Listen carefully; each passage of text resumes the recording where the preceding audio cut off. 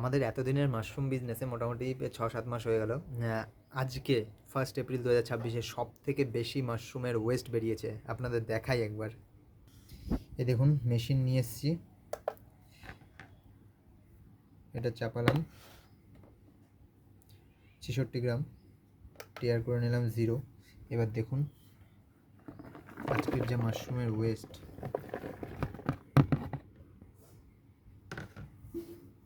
368 গ্রাম।